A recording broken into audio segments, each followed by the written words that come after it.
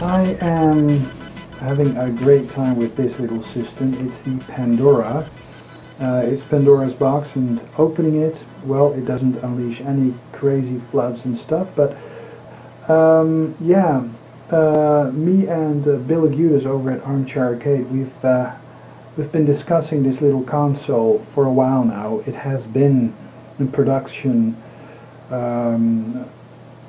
for a long time, in design and production for a long time. I have actually waited perhaps over 2.5 years for this system to arrive at my doorstep. Bill Agudas actually decided to drop out only 2 months before I actually got this system. And yeah, I'm very happy with this system, and I'll show you guys just in a very quick way what it is all about, and perhaps you guys can leave some comments or perhaps join the discussion over at Armchair Arcade on this system. Yeah, just let's go check it out. I mean, it's worth checking out, and I hope you guys enjoy it. Time for another MSX video. No frigging way. It's time for the Pandora. This is Pandora's box. It's a community-based, open source homebrew handheld with 2 SD slots, a volume control, a headphone jacket, power button, nothing on the sides, shoulder buttons, very much like the Nintendo DS, and this is just a cord attached thing. This is the power jack. It actually accepts the very same power adapter as the PlayStation Portable does. This is a regular USB 2 port, and it's a host. This is a what is this? AV connector, and I believe this is a micro USB port. I've yet to discover what the function is, but yeah, let's open Pandora's box. And as you can see, it has a very nice matte finish. These are 2 analog sticks, digital thumb pad, function keys with special FN, and if you press this, all the blue markings will be activated. You got a start alt button, you got a select and control button, and you got the Pandora button. And we'll show you how this system works. I've been playing with this a lot over the past days, and I think it's a great system. 2 speakers, and actually this is a very high resolution screen that is the same as the one found in the Arcros 5 media players. And let's switch on the system by moving the switch and see how that works. Like so. And we can see how long it takes for the system to boot. It says powered by Angstrom, release 1, Zaxxon. This is actually the first release. www.openpandora.org. As you can see, it takes a bit of time to boot. You can close and open the lid. If you close the lid, the system goes into power save mode. Battery life is about 10 hours. These are 2 areas where all sorts of LEDs are housed, indication LEDs. These 2 on the right, on the left I mean, are drive access lights. This is a power light, a charging light. Bluetooth is indicated. If Wi-Fi is enabled, that's also indicated. And this is actually the mini menu system. And let's see if I can zoom in a little. Like so. You can move around with the D-pad, and as you can see, there's quite a bit of systems installed, applications installed, and this is actually the mini menu system, which allows you to quickly access all the programs that you have stored on either SD card and on the NAND of the system, and it allows you to quickly boot up a program, and you also have a full desktop. We can go to that in a minute. Switch user interface, graphic user interface, and what is very nice is that you can use this knob to move around the arrow, and you can use this, move it to the left for left click, right for right click. So it says full desktop environment, very simple but flexible menu. So let's go for the full desktop environment and select OK. There's also a stylus housed in the system. I'll take that out so I can use the full desktop environment like so. A very nice little mouse. So this is actually the full desktop environment, as you you probably are used to from a full Linux desktop system. This is a start button, and these are some quick start icons, and you got your system tray. So pretty much like what you are used to from a Windows machine. And you can actually move around the desktop like so and start programs. Programs from that are stored in a specific directory on either SD card are actually integrated into this system. Installing and removing programs is very easy because they use a proprietary container file format, that is the PND file format. And they actually base that upon the disk image, the DMG format found on the Apple systems. I want to demonstrate a lot of software, so I'm going to switch back to the basic variant, the mini menu, because it's easier to run games on, and it has a lot less overhead. So let's start, for example, Atari 2600 emulation and see how good that works. So we start up the emulator. This one is produced by a program by ZX81, and he has actually produced a ton of emulators for this system. So let's boot up a program and see how that works. Okay, so here we have Atari 2600 Centipede.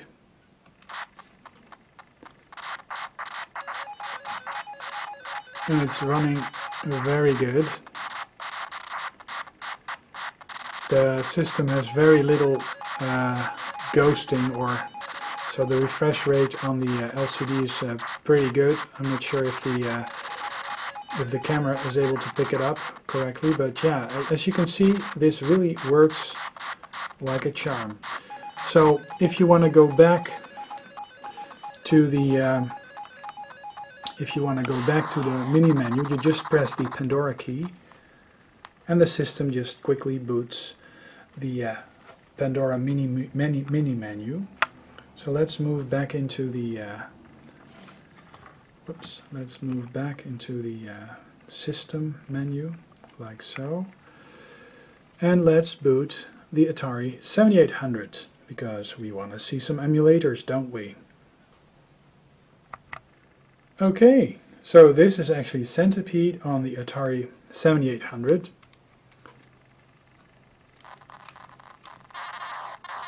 So quite a different game. But as you can see, it actually runs full speed. Okay, let's press the Pandora button and move back to the mini menu. What else is there? There's also Atari 8-bit, Atari 800 and 5200, so let's boot that up. Also programmed by ZX81. All of these emulators feature a very similar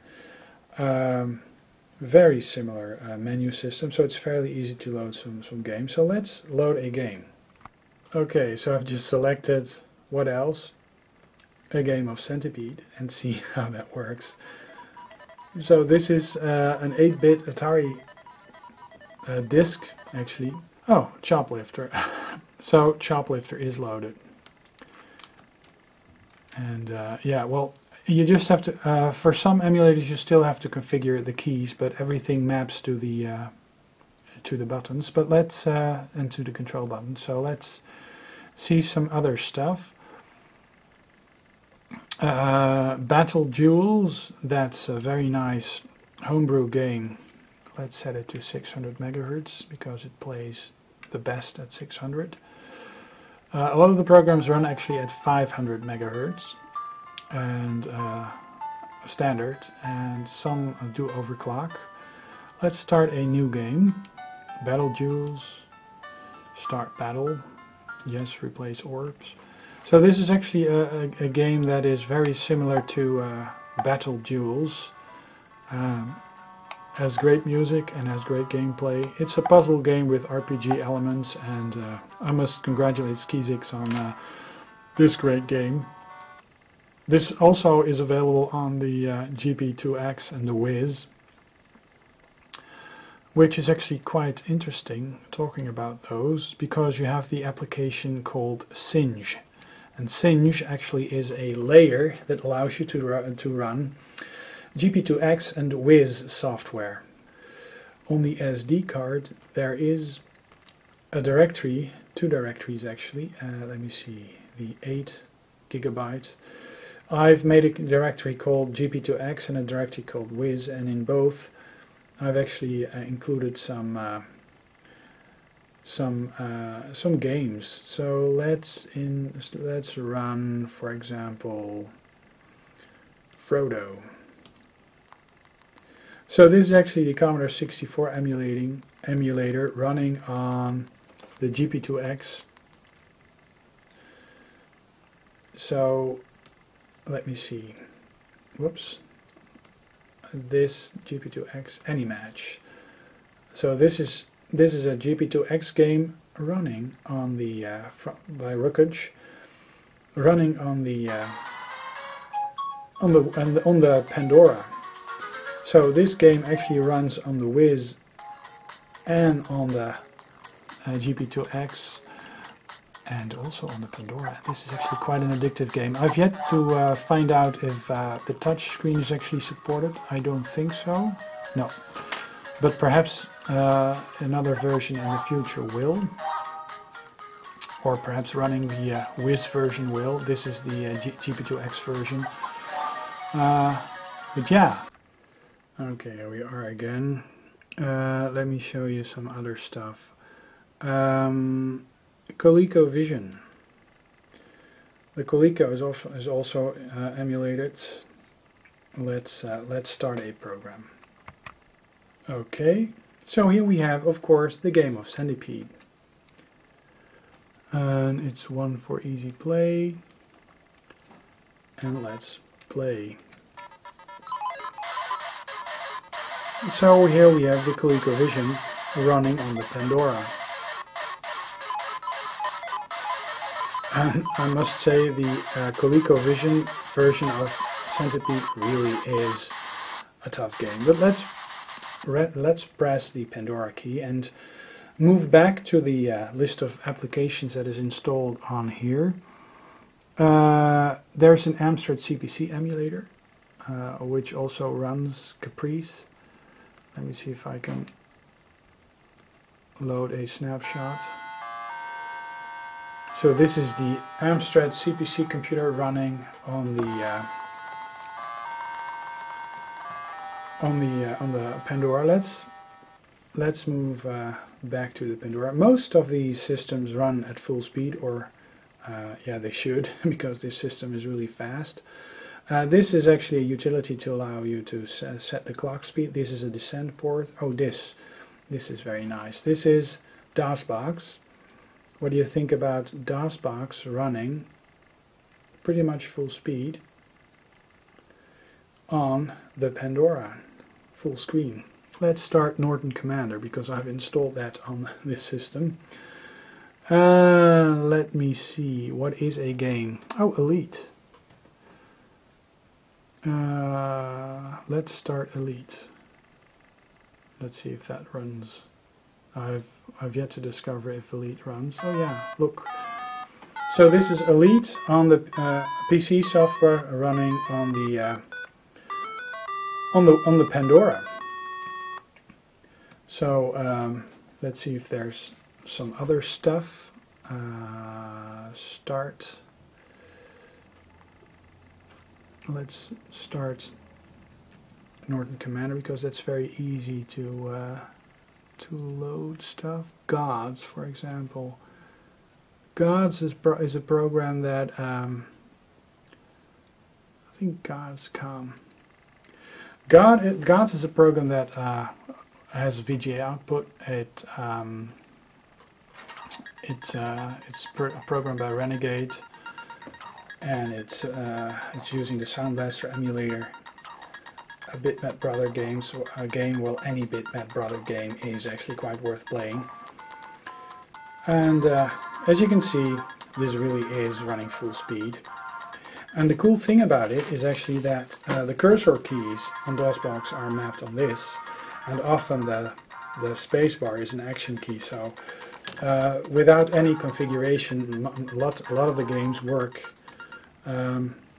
by using the cursor keys and the begin quest and the spacebar, which is actually quite a nice action button at the same time. So no biggie there. And perhaps it's not running as fast as on my Pentium, but this system is emulating a pretty decent high-end 386, low-end 486 system. So a lot of the older DOSBox games really work quite well. Let's exit that.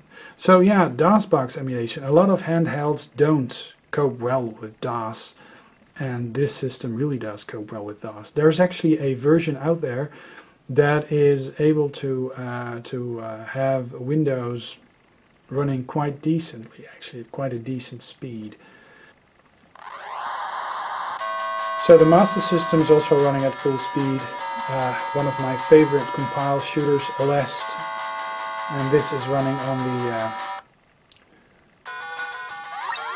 and it is running full speed, not to worry.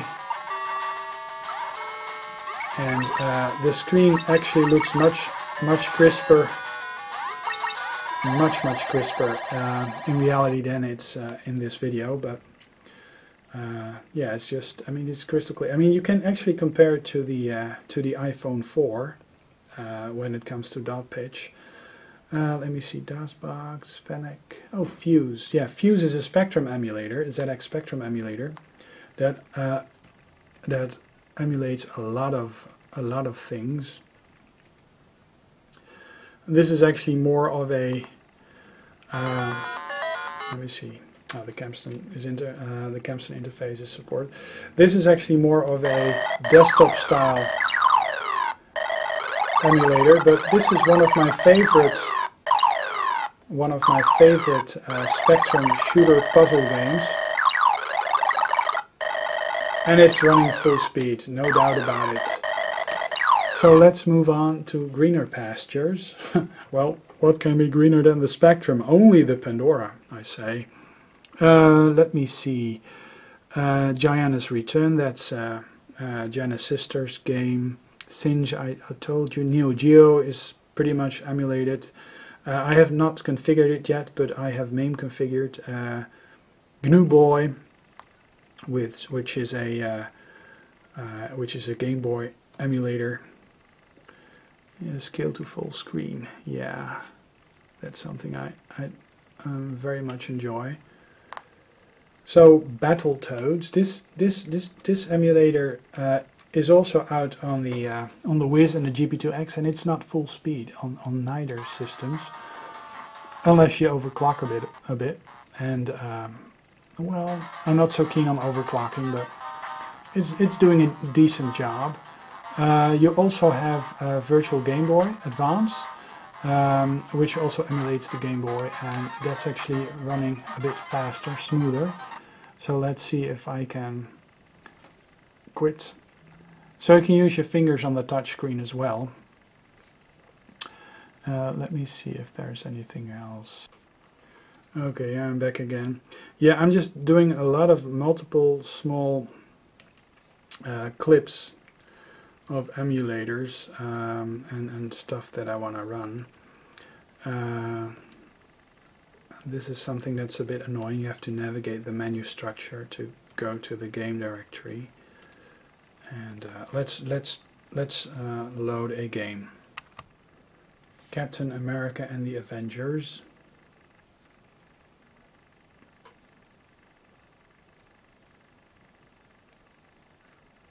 This is also running at 500 megahertz, just simple. Let me see the start. Just full speed. Sounds and looks great. It's very compatible.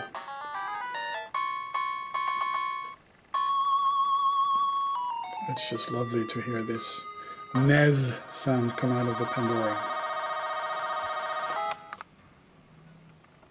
I mean, doesn't that look sweet? You can also have the screen scale to full screen. Yeah, it all depends on your taste actually. If you wanna have it scale to full screen. Actually, scaling on this screen works really well, as it is a very high resolution screen, and on a handheld it really gives it an organic feel. This what is a GPSP. This is actually a Game Boy Advance emulator that is also to be found on the Pandora and the GP2X system. So let's go to the Game Boy Advance games. So here we have Castlevania, Arrow of Sorrow, running on the GP2X.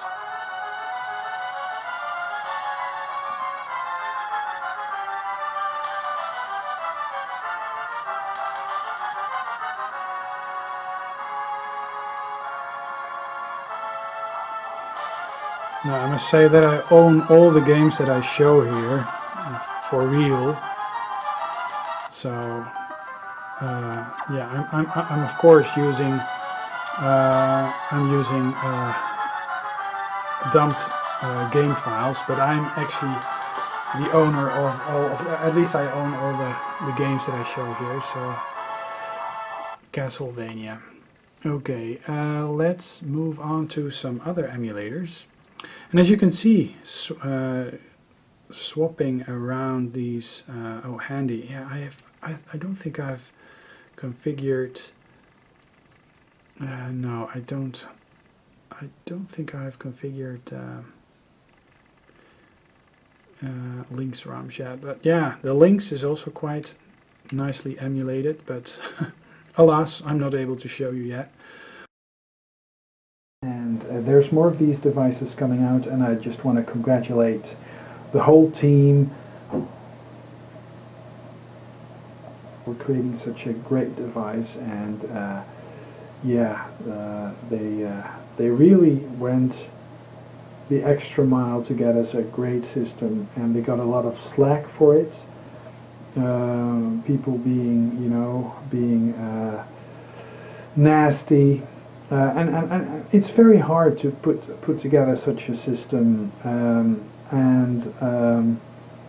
yeah, it's very hard to please everybody. It's very hard to communicate correctly about all the steps. I mean, perhaps they could have done some things a bit differently, but still, I mean, it's a great system, and yeah, let's go check it out.